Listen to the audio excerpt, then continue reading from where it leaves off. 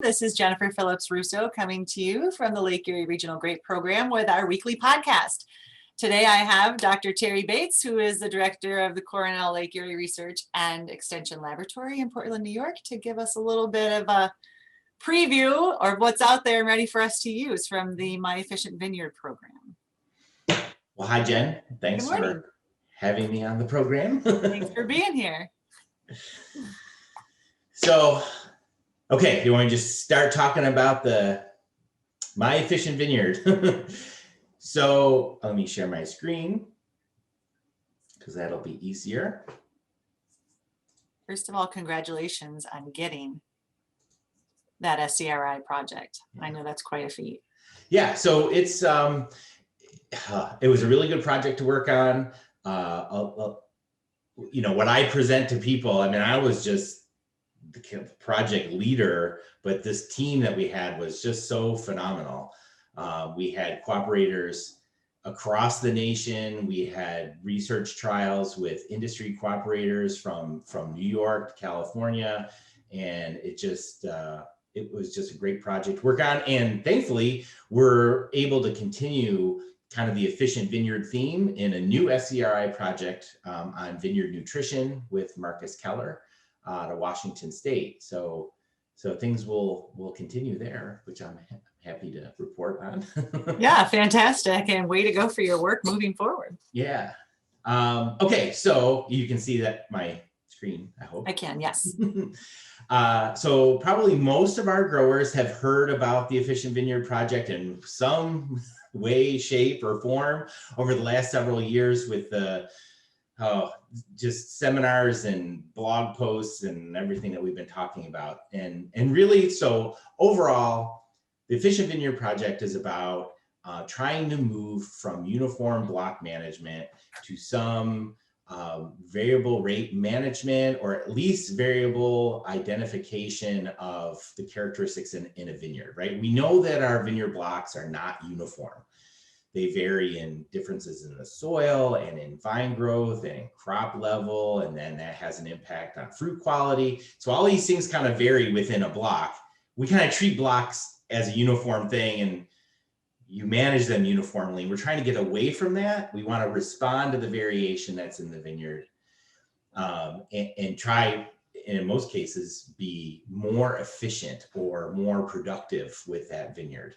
So there's an old saying that you can't measure, you can't manage what you don't measure. Right. and so a lot of what the project was about was measure, model, manage. So you're trying to use sensors, and a sensor can be a human being actually making observations in the vineyard. So you take those spatial measurements, you kind of model what is the pattern in the vineyard, and then you make management decisions on that. And we were fortunate enough to be able to integrate machines with that. So if we wanted to have variable rate applications with machines, fertilizer spreaders, shoot thinners, that we could do that.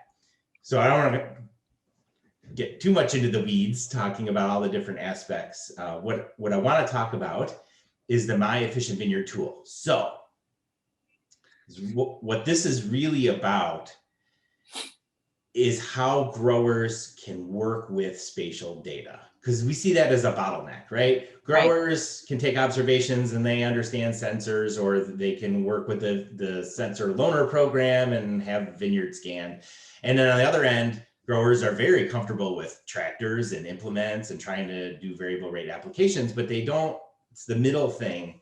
It's the collecting, looking at, interpreting spatial data. And there are programs that are out there like ArcGIS or QGIS, or some of the proprietary ones like Ag Leader's SMS program. Awesome programs for spatial data processing, but you almost need a degree. I would say daunting for the average person. Well, those programs are really good and really powerful because they do 1,000 different functions. And we realized that at least to get into this whole area, you don't need 1,000 functions, you need like 5. Right. So the Efficient Vineyard tool is a software platform. It's free for growers to use, and it basically does like those 5 functions. And it's we try to make it very intuitive, point and click. type stuff so that growers can just start using and getting comfortable with spatial data, and then maybe advance to those some of those other things. And this tool is live right now, right, Terry? It is live, and you can start using it. I'll go over it right now, and growers, I would love for growers to start using this and giving us feedback on what's working for them and not working for them. Okay, so if you go to the Efficient Vineyard website, so efficientvineyard.com, you're going to see this jump page, and two things I want to point out. One is this tab that says Vit News at the top is kind of like the blog post for Efficient Vineyard. And the guy who developed this web software is Nick Gunner, and his company is called Orbitus. We've been working with him for a long time. Nick started off doing web design for us for the project. And like, web design for him is like having a race car driver take your bicycle around the block for a spin. I mean, he's so talented in software development that we were wasting his talents just doing web design stuff. So we started to have him work on this MyEV Vineyard tool. So if you want tutorials on how to use the MyEV tool, go to the Vit News. We've got tutorials on there, and that walks you through it. I mean, there's been a couple of occasions where I've talked to growers and said, hey, you should really use the MyEV tool. And they go, I'm going to need a tutorial for that. And we were like, well, just so happens we have tutorials for that. And you can find that under the Vit News. If you want to get to the MyEV tool, you hit this big red button that says MyEV tool. Pretty self-explanatory there. And if I can advance my slide. Okay, if you go to the MyEV tool, the first thing you're going to see is this login page.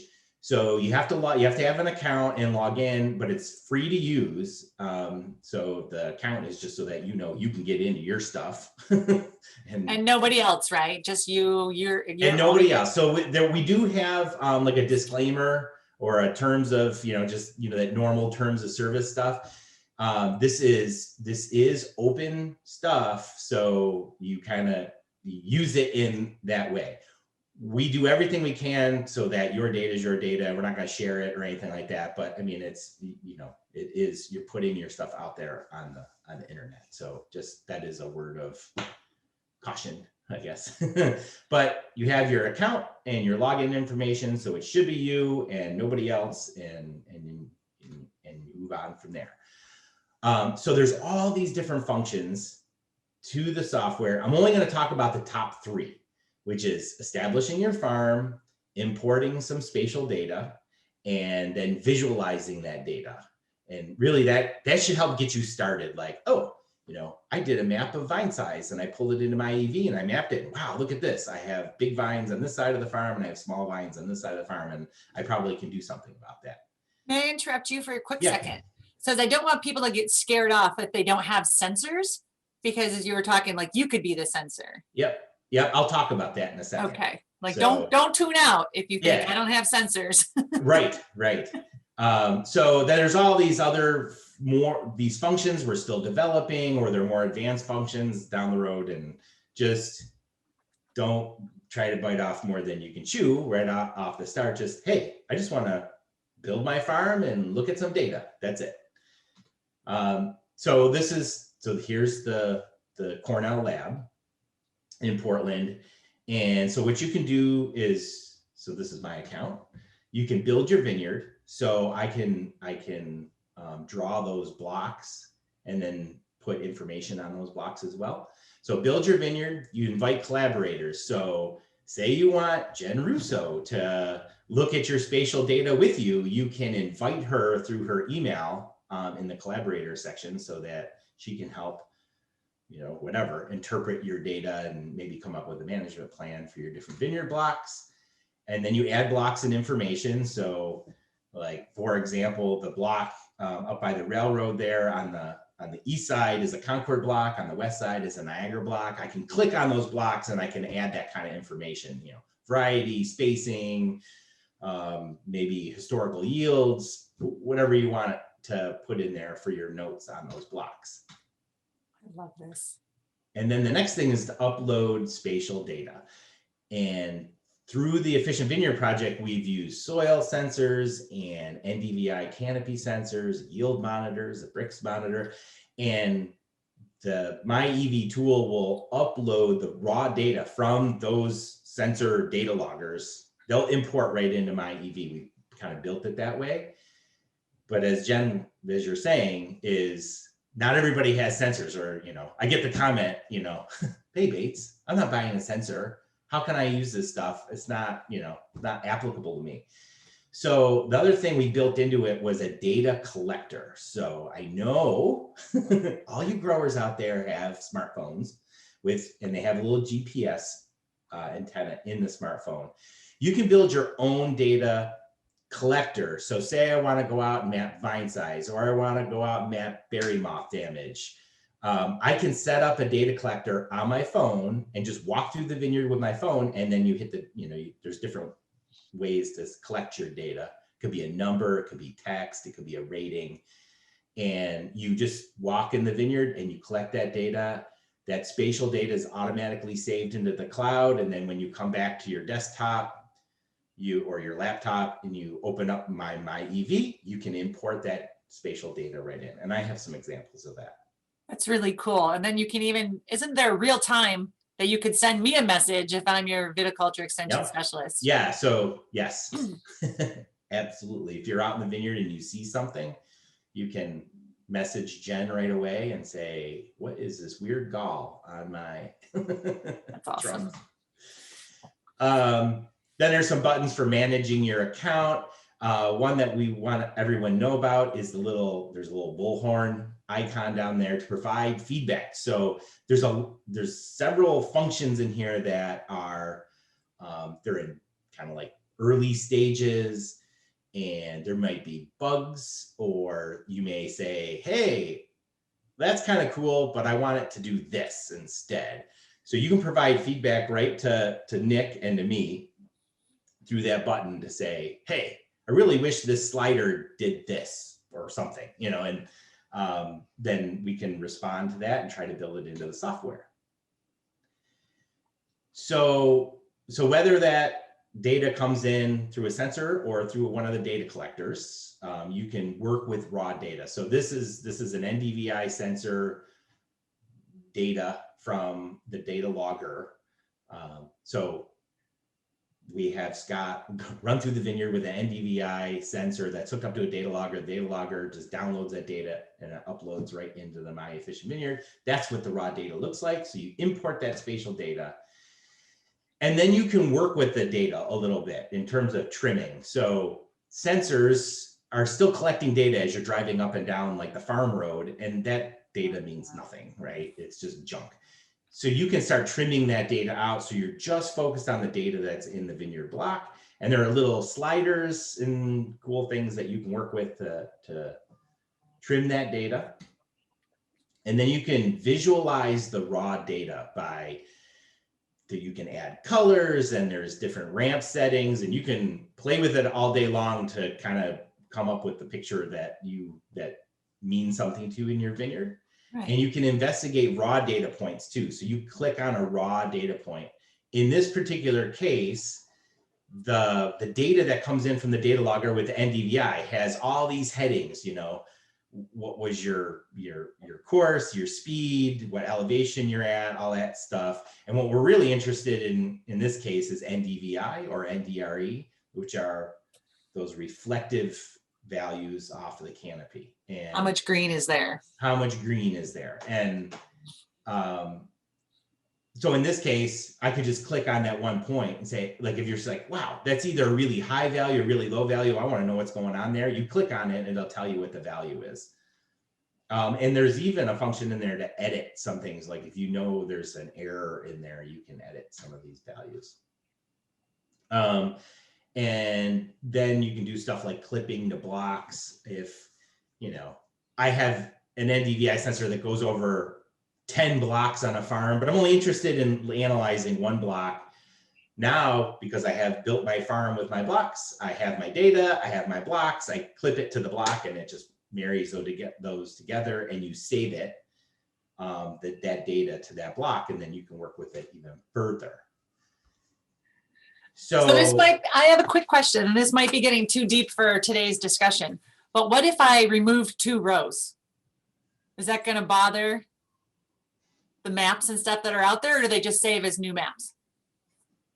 you can't, yes, it doesn't matter. That's awesome. And there's different ways of dealing with it. You can either redraw your block to omit those rows, or just leave your block as is. And when you do data interpolation, it'll just kind of, it'll interpolate or guess what the data should be in those rows. If it's just like a few rows out of the middle of a block, or for the end of a block, let's not get in. We'll get in the weeds on that, but I just think that this is such a cool tool. I think the point is, and thanks for bringing it up, is that it's very flexible, that you can change your farm from year to year and it's not going to mess up the data too much. That's fantastic. And there's a lot going on in the background in the way we process data that kind of maintains that consistency from year to year. I'll just leave it at that. Good. Okay, so whether or your data is coming in through a data logger. So in the case in the top image, Scott's there scanning with NDVI, and that comes through, and it's very high dense data, and we can map it and look at the different colors, and then you get an idea of the pattern in the vineyard that you can manage against. The one on the bottom is collected with the data collector. So I set one up in August. So sometime around Verasion, and I went through our railroad block and I just drove up and down in a gator with my data logger, or my cell phone, my phone, and I rated, and you kind of have to calibrate your own eye. So in this case, I just said, I rated the canopy for vine size. You know, if the vine was missing, it was a 0, but I had like 1 pound vines, 2 pound vines, 3 pound vines. And you could set up your data collector to just be small, medium, and large, and not really have like a number with it. You could say, oh, these are big vines or these are weak vines. And you can just have 3 settings, you know, small, medium, large, and just go through the vineyard and say small, small, large, large, large, medium, you know, as you're walking through. Whatever works for you. Whatever works for you. And that data, as you're collecting it, it's being saved to the cloud. So then again, you can open up the data, and that's what it looks like, the map that I made. And I was the sensor. My eye was the sensor. I didn't need any special equipment. I needed my cell phone and I needed this free software, and that was it. And so we hope that that's as easy as I can make it for people to start using this and get familiar with spatial data. This is a great visual because obviously the upper right-hand corner is done with a sensor that people may not own, but the bottom underneath that is your eye. And look at the patterns. They pretty much match up. Yeah, and I think the next one shows that. So again, this is starting to get into some of the more advanced options, but the next thing to do is to interpolate the data. And so whether you have a very high dense data set or a lower density data set, what we do is we predict data points to a grid. And we pick a grid size that is about the same as a standard Concord vineyard vine spacing. Yeah. So essentially each one of those dots in both of the interpolated graphs is essentially a vine. And you can look at the pattern, and it's like, they're not perfect. You know, one's an NDVI map, one's my eye looking at vine size, but they do, if you compare those 2 layers, they're pretty close. The big vines are where the big vines are, and the small vines are where the small vines are. That's really cool. And just a real world example. So interestingly, I really want, this was built for, and I want the growers in Western New York to use this. But this was picked up by a farming company in Napa Valley. And so one of the issues they have is mapping virus in their vines. And so they call it, you know, red vine. Just because a vine is red doesn't mean it has virus or not, but they wanted to map where the red vines were so that then they could go out and kind of ground truth whether or not, or if those red vines were having an impact on vine size or productivity. So anyways, they they set up a bunch of their farm workers to have their cell phones, and they were collaborators. And anytime they were out there, they were collecting data on red vines, and then it all came back into one. And then the vineyard manager can look at the pattern of where the red vines were in the.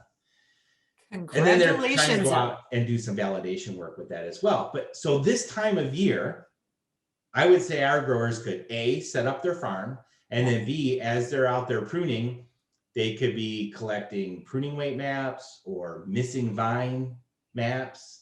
Or, I mean, Bob Poole used to say that the number one restriction to productivity in our region were missing vines. You know, if you have 10, 20% missing vines in an acre, you're reducing your productivity by 10 or 20%. That's, you know, that's 1 or 2 tons on a 10-ton per acre crop.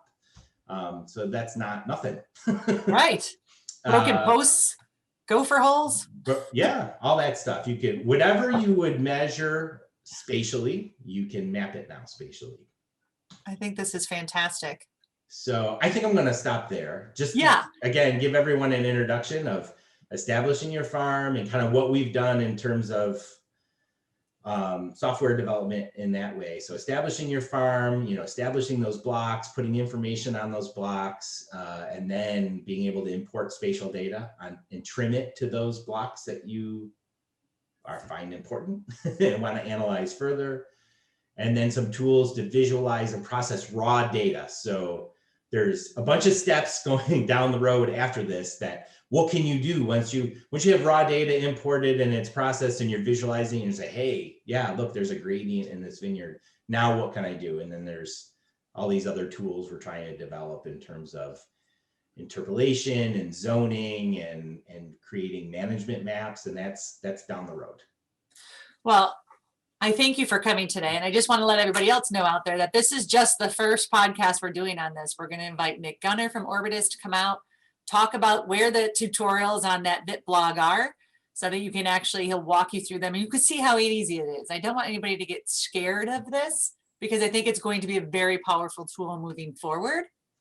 And I'm so proud of all the work that you guys have done. Yeah, don't be scared of it. It may look a little daunting at first, but once you start playing with it, especially this time of year, days are short and nights are long. Once you start playing with it, it's a lot of fun because it's a lot of point and click and you're dragging and building your blocks and stuff like that. So, well, fantastic. Cool. Thanks for taking the time to come out and give us an overview of it. And I hope to see more coming forward. All right. Thank you very much. Let us know if you have any questions or comments, respond below or send out an email to myself and I'll make sure that Terry or Nick gets it for you. And thanks for taking the time this morning, Terry. I appreciate it. Thanks. All right, everybody. Have a great week. We'll see you next week. Bye now.